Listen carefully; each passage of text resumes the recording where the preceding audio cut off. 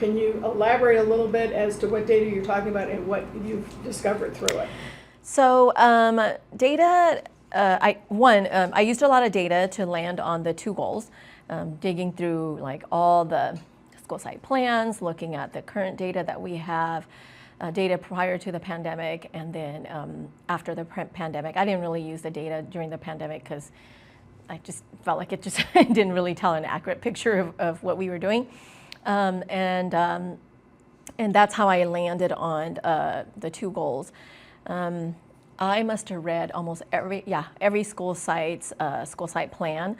I went through all of our goals for previous years, all of our board goals that have been given to our superintendent the last couple of years, at least in the time that Bob's been here.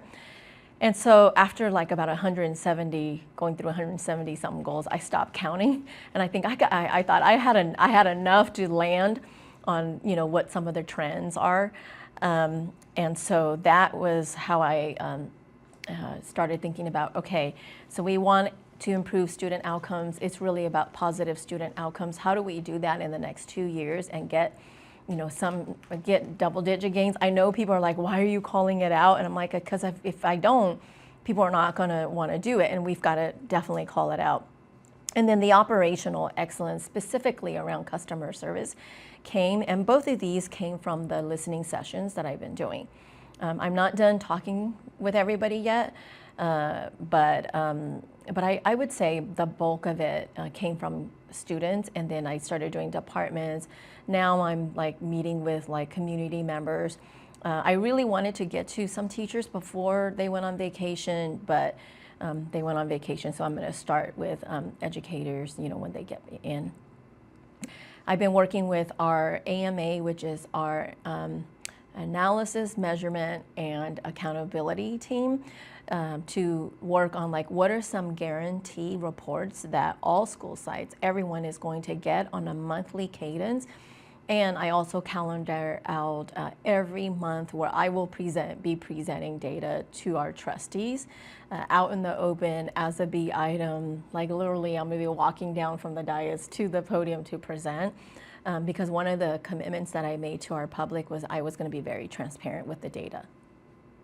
And when you're talking about data, are you talking about, say, I-rated test scores? It's going to be a combination of everything. And so like on our not the very first board meeting, but the second board meeting, I'm going to do SBAC data so that the public and everyone can get an overview of where we are, where we landed this year, and then data on like once we get our school starts, then I want to start giving data on early learning. How are our preschoolers, TK students, and kindergartners coming in, so that then we can start to measure like through the years, different times of the year. Like if our kids are coming in at this point, what should they know? And then are they reaching those benchmarks? And then different times in the year in which we're going to be reporting out the data. And you said the 2 goals, one is operational excellence and the other one is that the 15%. It's the positive student outcomes one. That's positive student outcomes. Okay. And what we've done is we looked at it that if we can improve, and looking at growth distance from standards, if we can move every single student 15 points, decrease it by 15 points, we would start to see the gains. Now it's going to be pretty, because it's got to be every student, right? But you know what, calling it out makes it where everyone's going to have to do it, right? So. And I'm wondering, and is it that both in English and math, or is it kind of combined?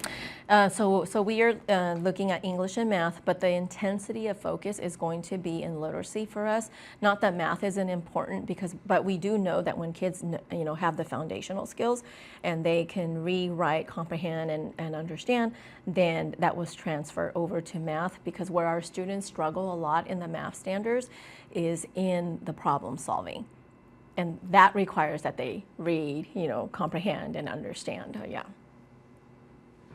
And I know that sometimes the state releases on a preliminary basis the SBAC results. Have you seen the preliminary? Not all of our scores are in, but I am getting preliminary results. Our team has been sending me weekly updates, And so not everything is, and we expect that all the scores should be in early August. Preliminary though, I mean, it's what we expect, what I had predicted that we would be doing, which is minimal. You know, we didn't have a lot, some better than others. I don't have the exact, like, by student group, by grade level, by region, by school yet, but you know, 1 or 2 percentages, which, you know, I'm kind of disappointed in. But again, you know, we still have over 1,000 students that don't have their scores in yet. Yeah, and I believe that probably SBAC might have been almost your first gauge of, okay, how did we do with the literacy that we were able to implement and get started? What kind of impact is that having? And so to see that may be where your disappointment is. Yeah, and I think too, because this is our first year of the literacy, right? And so where we focus heavily was on kindergarten and first grade. So this will come to fruition when those students end up taking the test in third grade. So we don't have that yet. From what I'm seeing though, in the work that we're doing, I am starting to see that we do have, we are starting to see like kindergartners at the end of the year reading more high frequency words, you know, the leveled readers, you know, being used, and them getting on. And so for us as a system, we're really looking at, okay, so then what are our expectations so that when a parent enrolls their child in our system, we can say to them, by October, they need to know this many words, they need to know this many letters, this many sounds, they need to be at this level, you know, reader, so that then, you know, by the end of the year in June, we can say this means that they're going to meet, you know, they're meeting standards and they're mastering all of the standards. And I know that in the document that you provided earlier, the word accountability shows up a lot. And you just mentioned it again now. Accountability is certainly one thing, but enforcement of that accountability and consequences for not being accountable or not having results is something else altogether. How is that going to be different this time around? So, you know, I'm not one where I'm going to walk in and like just say, I'm going to start firing people. That's not how we do things, and that's not how people learn, right? I'm really big, and I've been using these 3 words with our team, and I've done a lot of like calibrating and getting in front of leaders. And the one group I haven't been in front of is our teachers, and that's just because there's so many of them, and I'm not able to get in front of them, but I'm going to do it, you know, find some way in which I am. But I've been saying a lot about how do we teach, how do we learn, and how do we connect, all right? So when we're teaching something and people are learning, what connections do they make that to? And accountability, because people can say, are you just gonna go in and like get rid of a bunch of people? One, I think everyone deserves due process, and we all have to coach and teach before we say, okay, you don't belong in our system. So that has to be done first. And so the first goal for all of us is, how do we help people get better? Or people might have to realize that, okay, maybe this isn't the system that they want to be in. And supervision and evaluation is going to be a critical piece of what we do, and that goes from our executive cabinet all the way down to everybody in the system. That has not been consistent in our system. And so when I say supervision and evaluation, people think about evaluation and then you're like evaluating people out. Part of the word I want to emphasize is supervision. And supervision is holding people accountable to the leadership standards, the standards for the teaching profession, right?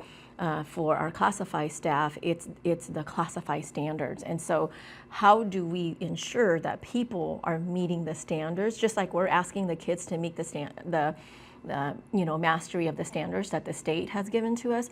Then how do we ensure that all of our adults are doing that? And we're going to do that through the supervision and evaluation process.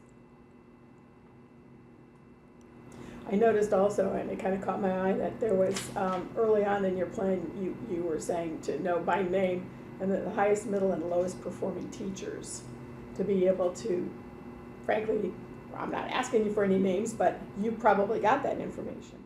I actually have data. I'm able to work with we have a full data department, and so they're able to give me the data by school, by grade level, by teacher, by student.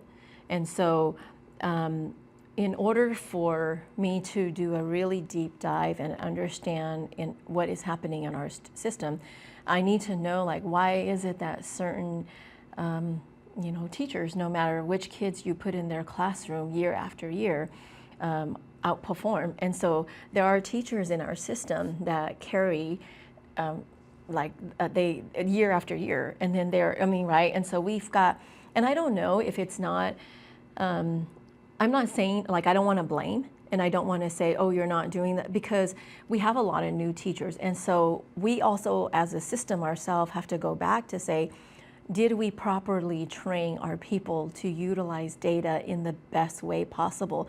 We are very data rich. We can pull data, but we're not data informed. And so it's a whole new mindset shift in which I'm trying to get people to go from just having data all over the place to, like, having very targeted data so that you can actually do something with it. So once you've identified a problem, what is it that we're trying to solve? Which group of students are struggling? Now, how do we use the data to target specifically what their needs are, and then, make those pivots in the classroom? And likewise, if a teacher seems to be struggling, and you mentioned coaching, the focus on literacy now brought really to the forefront that a lot of teachers are not trained in how to teach reading, that they go through their credentialing period. Mm-hmm. I think everyone assumes, well, you know how to read, you can teach reading, and there's way more to it than that. Right. So to be able to provide teachers either the tools so that they can do a better job of teaching reading, or to bring in those coaches, mm-hmm. or tutors or whoever, mm-hmm. so that they have that kind of assistance, and then their students, their kids in their classroom can have a better chance about learning how to read. Right, and I think, when our CEO, Dr. Baker, worked with our regions on the way they develop their regional literacy plans, there across the district there is baseline. There is everyone has to do this, but this, like the same thing. There was guardrails that were put in place, but every region got to decide what they used and how they go about it, because every region is different, just like every school is different. And so I think that's going to be very, like, how every region implements their literacy plans is going to allow us to have spots where we can say, why is it working really well over here and not over here? And so that then we can have case studies where we study, and then we quickly scale. So whatever is working, we can take those, those strategies and then scale into, our other schools. I think one thing, Nancy, I really want to make clear, and as people are watching this is not about coming in, and because whenever people hear the word supervision and evaluation, they're going to go, oh my gosh, they get nervous about it. This is not about, like, evaluating. This is really about how do we get people good at what they do, and how do we provide the right supports, the allocation of resources, and how do we get very narrowed. It's interesting, right? Because when we had 170 plus goals, it's easy to hide behind all those goals, and people want focus until they don't want focus. And so now, having 2 goals, I'm having very different conversations with people to say, okay, is what we're doing, and is that investment, is that going to get us to meet and get results on these 2 goals? And if it's no, then why are we doing it? Whereas before, we can kind of like, well, we are, because we think I'm trying to get us into a place where we are learning and we're leading. And that's why those 3 words are so critical for me. How do we teach? How do we learn? And how are we making those direct connections? And what you just mentioned sounds an awful lot like ROI. If you're not getting a good return on your investment, stop making that investment, mm-hmm. and invest in something else. Right. We've been very clear that we are in times where we are going to have to make budget cuts, and so we have to make fiscally responsible decisions. And if we are doing things, I mean, I'm not out there to say we're going to get rid of everything, but we have to look at things critically, and we have to be able to make those decisions that are going to produce the best outcomes for our students. When the new school year starts, given the fact that there's this new action plan with 2 very specific goals and, you know, outreach to a large part of the community, maybe not so much to the teachers at this point yet, what will students, parents, and teachers notice that's different about this new school year? How will they see the action plan in action, and will it even make any noticeable difference for them?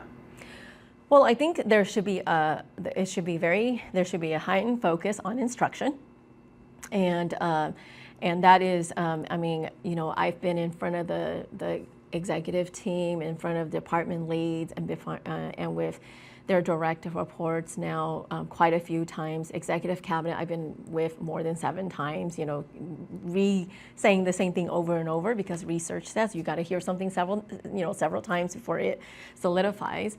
August 6th, I'm going to be with a group of about 400 of our leaders.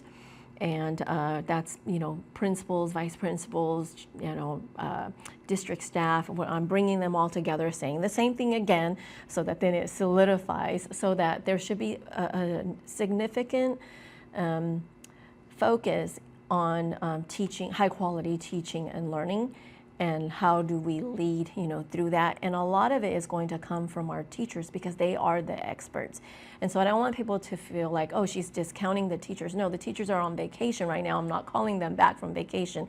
But when they get back, all this planning is so that then we can get their feedback, and they actually are going to be the ones that are going to go and implement and tell us if something is working or not, and we need to listen to them.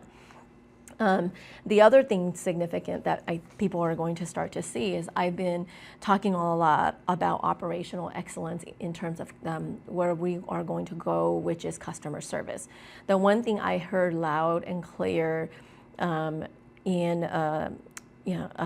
my sessions with, you know, the listening sessions that I've been doing, is that what you get is dependent on who you know, who you call, and everywhere you call, there's a lot of variance across our school sites, and variance across our entire district. And so I called out customer service because, you know what, I mean, we have to give. I always equate it to, like, if you're going to go to a restaurant, what do you pull up? You pull up Yelp, right? And you're not going to go to a restaurant that has really bad ratings. Well, you're not going to come to a district that does not have really good ratings. And so I've charged everyone with, okay, so how do we get it so that when people look up our district, when they see your school, then what are they saying about your school, and what makes them want to come to your school? And the fact that I've called that out, you know, already people are like, oh, okay, she's going to be watching this. I mean, the other day I pulled up, you know, we're going to be using a platform called Let's Talk, and it is kind of like where you can go in, you can put in your concerns, questions, comments, you can reach out to departments. So every department, every school site is now on Let's Talk, and I can actually pull data. And when I pull the data, I can see, and I've made it very clear to people, we will respond within 24 to 48 hours, even if you don't have an answer, but get back to people, right? And so, like the other day, I pulled up data, and there were places in our district that they were like, oh man, within 45 minutes, they were on it. There were places where 5 to 10 days have gone by, and there hasn't. So it allowed me to pick up the phone and go, hey, this has kind of been sitting in the queue. It's been 5 days. Why haven't you done anything with it? And you know what? They're not going to want calls like that from me. And so the fact that we're doing that is going to just change the way, and rightfully so, because our community and our kids and our employees deserve it. And this is going to be open to the community to Everyone, everyone. And I encourage everybody. I encourage everyone to, you can go on our website right now, and there's a little icon that says let's talk. And if you have any questions or concerns, or you click on it, you click on the department that the question is for, or the school site that is for, it goes in, and the school will get an automatic, and you get an automatic email with, in the same moment to say, someone's going to get back to you, and that is put to the right department, and then they need to get back. And I myself have tried it as a parent, and I've also had my husband try it as a parent. Sounds like Fresco. Yes. Yeah, the Fresco app, Yeah. which I use for all the graffiti I see, and they're very, very prompt. Yeah, and it also, I mean, is it the best way? I don't know, but it's better than not doing anything at all and not addressing the problem at all. And so, one thing I've told everyone is that our schools departments, they do a lot of like, it's this, it's that, it's that, it's that. And I'm like, for every finger you've pointed to someone else, there's someone pointing a finger right back at you. And so it's not one department, it's a system that we have to fix. I saw also in your draft plan here, I didn't realize it was still the draft, but that your plan was to be visiting with families to make fairly regular, maybe not to the same family, but to be going out and visiting families in their homes. Has that been happening? So part of what I decided to do this summer, I made it a goal that I would do 5 drop-in visits per week, and it's just part of me connecting. And so there were 2 weeks I couldn't, because 1 week I was on vacation and 1 I was at Harvard. But I have pretty much made that goal. And what I do is, I just kind of been looking up students who maybe last year were chronically absent or suspended a lot, or maybe went sent to an alt ed, and I want them to feel very welcome. And I try to do it so that I'm visiting in every single region. And people have been really surprised when I show up at their door and they're like, hey, you're that. And I'm like, yeah. And I've just been telling them, it's been a long summer. I really miss you. And you weren't in school a lot last year, and I really want you to come back. And I'm like, so I can see you, right? Like, you're going to be there August 19th, first day of school. And they're like, yeah, and it's made them really happy to just get a visit from me. And then I've also noted too, so that on August 19th, when I'm doing my visits, I make an effort to go and say hi to those students. It's just part of me connecting. King Elementary, they hired a retiree to basically do something similar, which was go to people's homes to try to address the absentee issue and turn things around at that school. So once again, looking for what works, what you're doing, what they did with Carla at King Elementary, seems to me is something that could be system-wide, and you could have, assistant superintendents, you could have principals. When families and students have a connection with you, they want to come to school. And I think part of it too is I wanted our families to see that I do love and care about them very much. And it's funny because I was doing one home visit, and I said, yeah, I've been waiting for you all summer. And the dad was looking at me kind of skeptical. And he's like, really? I go, no. Would you believe that someone who hasn't even met your child already loves and cares about your child very much?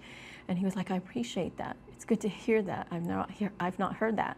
So one of the things that's been coming up, and I can't recall if I saw this, is I think it was Governor Newsom actually talked about it, and that was, and to follow up on the cell phone ban at Bullard that seems to have been pretty effective.